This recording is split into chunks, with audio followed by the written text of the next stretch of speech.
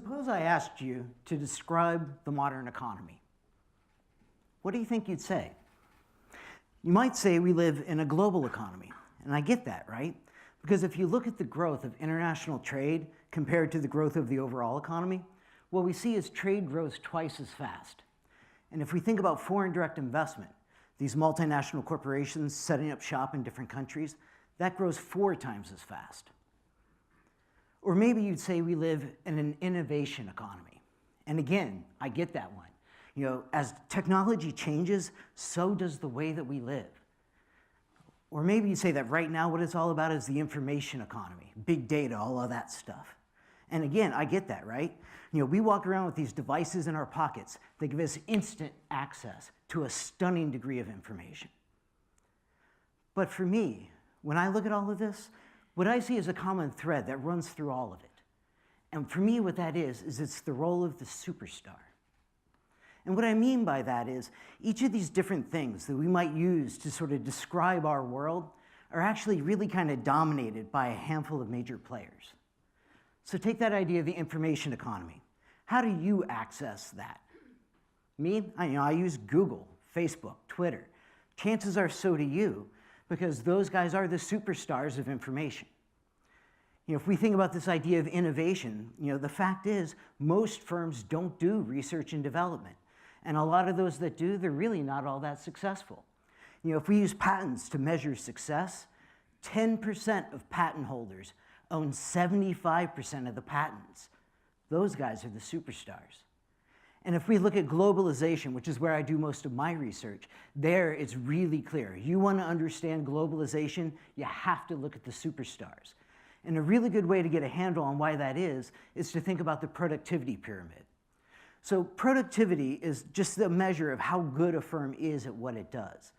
And when we think about sort of the pattern of productivity, what we see is we've got a lot of firms sort of at the bottom, relatively low productivity levels. And as you move up the pyramid, you get higher levels of productivity, but you're talking about fewer and fewer firms. So in this productivity pyramid, where are the exporters? It turns out they're really just in the top 1/5 of the pyramid. Most firms don't export at all. But even of the select group that does, what do we see? Most of those guys send one product to one other country once every few years. You know, these guys are not major players. If you want to understand where exports come from, you have to look to the superstars. And so if you look at a country's exports, go into that country, pick out just their top 5 exporting firms. Those 5 guys alone make up about 1/3 of their total exports. That's what I'm talking about. And when we think about these multinationals, where are they on the pyramid? They're at the very top of it. How come? You know, if you're going to go to a foreign environment and succeed, you've got to be good at what you do. But even there, the best of the best, how many of those multinationals go to more than one other country? Not very many. 80% of multinationals go to one other place. You know, this idea we have that multinationals span the globe, yeah, they're there, but they're pretty rare. And even though out of that very tip of the pyramid, these guys are just 1/5 of those, that 1/5 still makes up 2/3 of the total investment. If you want to understand FDI, you don't just look at multinationals, you have to look at the superstars. They're the ones that drive things. So what do we know about these guys? Well, they're innovative. You know, these guys are cutting edge. They're global, they're big, they're productive, and they're incredibly profitable. And with that last bit, you would sort of think that they have a lot of profits, they probably pay a lot in taxes too, right? Not so much. And the reason why is the multinationals have the ability to use the same tax code everybody else works under, but in a different way. And a way to get an idea of why this happens, one reason why they pay less in taxes, is because of what we call transfer pricing. And the way to understand how this works is think about a multinational like a pair of trousers. You know, billion-dollar trousers, but you get the idea. They've got one foot planted in a high-tax country, and they've got another foot planted in a low-tax country. And they earn €1. What do they want to do? They got to put it in a pocket. In one sense, it really doesn't matter which pocket they put it in because it's all the same pair of trousers. Except whatever they put in the high tax pocket, they're going to pay more in taxes on. So They want to put it in the low tax pocket. In fact, what they would like to do is shift all their money over to the low tax pocket and pay less in taxes. But if you move all your money for no good reason other than to avoid taxes, that's called tax evasion, and you go to jail, and that's not fun. But what they can do is they can have the left pocket, the low tax pocket, do something for the right pocket.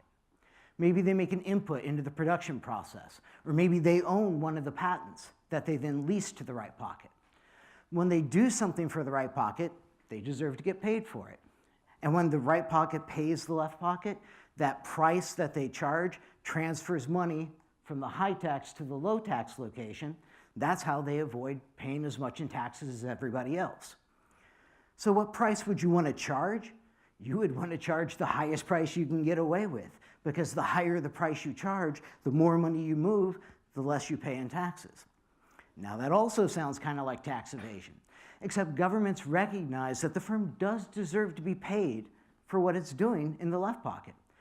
The question is how much?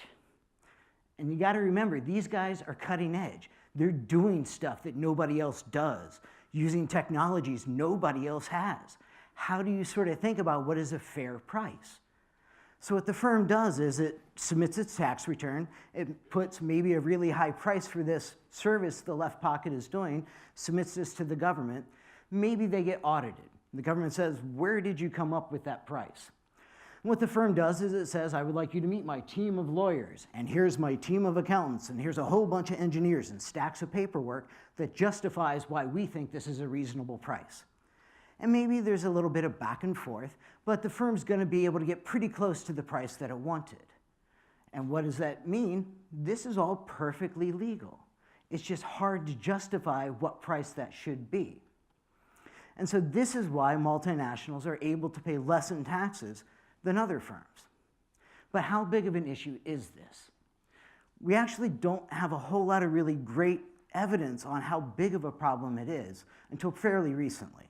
So I've been doing some work with three friends of mine, Julien Martin, Mathieu Parenti, and Farid Toubal, where we're looking at French multinationals. And we sort of learned three key things. So first thing we learned is, even after working together for years, I still cannot say their names with proper French accents. Second thing we learned is, this transfer pricing by French multinationals is costing the French government round about 1% of the corporate tax revenue, about $500 million a year. And that doesn't really sound like that much, right? It's just 1%. You know, we've got the other 99% to cover that. But the third thing that we learned is that not all multinationals do this. Very few do. And in fact, who's moving that money in this fashion? The bulk of it's actually being done by 25 firms. And so 1% doesn't sound like that big of a deal. But when you say 25 guys are avoiding $1 billion in taxes every other year in France alone, that starts sounding like kind of a big deal. Now, why is it that only the superstars are the ones doing this? Because the lawyers and the accountants and everybody, they cost money. There's a lot of fees that go into doing that. So you're only going to do that if you're trading sufficient volumes, if you've got enough money in this pocket to move over to make it worthwhile. Who earns lots of money? Who has lots of money in a high tax pocket? It's the superstars. So all the firms can do this, but it's really only the superstars that want to take advantage of it, because they're the ones with the deep pockets. And this isn't the only place where we see the superstars having an advantage. If we look at trade policy, one of the biggest issues with getting your product to consumers in another country is really about getting certified to sell there. So for example, if you come up with a pharmaceutical in Europe, you want to sell that same drug in the US, you actually have to go through the entire certification process a second time. Human trials, monkeys, the whole shebang. That takes a lot of money. So you're only going to go through that if you expect to sell a lot of your product in the other country. The superstars are the ones that find it worthwhile. And so if we look at what economists call non-tariff barriers, which really are the big policy barrier to trade these days, what we see is it nails the small and medium-sized enterprises 4 times as much as the superstars. And in particular, if we're talking about small firms coming from developing countries, this is a real challenge for them. And again, why? Everybody operates under the same law, but the superstars are able to use those laws in ways that other guys can't. So is this something we should really be worried about? Well, in one sense, it's 1% of tax revenues. It's really not that big of a deal. But I don't believe that that's actually the true cost of all of this tax trickery. The real issue here is that when everybody else sees the most profitable guys don't pay taxes, that starts to change their own behavior. When small guys start thinking, should I expand my employment? Why bother? Because I'm just going to get crushed by the big guys. Should I try exporting? I'm never going to get certified. Why bother trying? Should I come up with a new innovation? Even if I'm successful, I'm going to pay a bunch in taxes, and those guys don't, so why bother? And that starts cutting into growth. That starts cutting into innovation, and that's a problem for us. Or the other way in which they tend to respond is they say, look, the big guys aren't paying taxes. How about you and I do this particular transaction off the books? Start skirting tax laws. But once firms start skirting tax laws, they're going to start skirting labor laws, environmental regulations, all the other things that we care about. Because the real reason that we all pay taxes, it's really not that we're afraid of getting caught cheating. We pay taxes because we're supposed to. It's part of being a good citizen. Remember, people, humans, we are really, really social, right? We love being part of the team. We love contributing to the common good as long as we think everybody else is as well. As long as we have this idea that the social norm is you do your duty as a citizen, people are more than willing to go along with that. And it turns out this is an incredibly powerful thing. So there was a really interesting study done on Irish pub owners. You own a pub in Ireland, every year you get a letter in the post saying it's time to renew your license fee. And one year what the government did is they added a sentence at the bottom of some of those letters. And what that sentence said was 70% of pub owners renew their license fee on time. That's it. But what it's intended to do is reinforce the idea of what a good citizen does. And the people that got that at the bottom of their letter, not only were they more likely to renew their license, but they actually did it on time, which if you know anything about Irish society, getting people to do stuff on time is kind of an amazing feat. But this idea of the social norm, it's incredibly powerful. And we can do little things to nudge it in the right direction, but we can also do things to nudge it in the other direction. This is what happened to Greece. When the crisis hit, the wealthiest people started to ring-fence their money very quickly, in particular as taxes went up. And then you have poorer people who are saying, I'm having trouble feeding my family, and that guy's not paying taxes? Forget it, I'm out. I'm not going to pay taxes either. And what do we end up with? Nobody pays taxes in Greece now. They can't afford to pay for schools or infrastructure or hospitals or their EU debts. There's no reason Greece should not be a modern functioning economy except for the fact nobody trusts each other anymore. This is actually one of the big problems in Africa.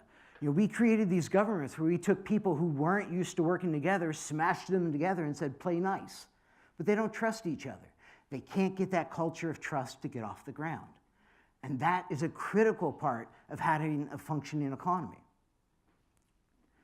So what do we do about this? Can we fix it? Can we get rid of it? Well, we can't use policy. We've got lots and lots of policies on the books. They don't work. They're not eliminating it. If we're going to get rid of it, you've got to appeal to the social norm. You've got to appeal to this idea of being a good citizen. But even there, we are doomed to failure. And the reason why is there is a trade-off here. Why is it that the superstars innovate the most? Because they're not paying taxes. They have the money to do that. There's a trade-off between growth and equality.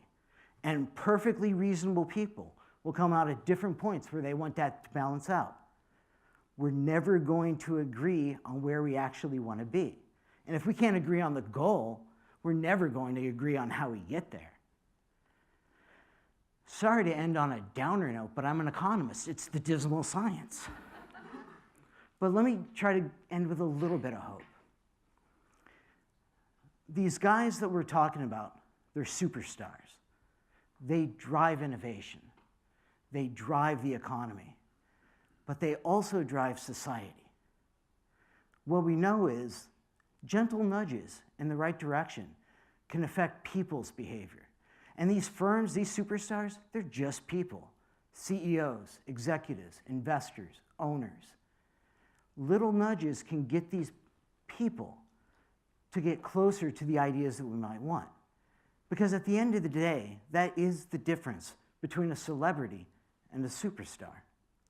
A celebrity is rich and famous, but a superstar is someone we want to emulate. And if we can remind these superstars that their place in society isn't just as innovators, isn't just as job creators, but as leaders in culture, leaders in what it means to be a good citizen, then I think we can make meaningful progress towards living in the kind of world that you and I want to be in. Thank you.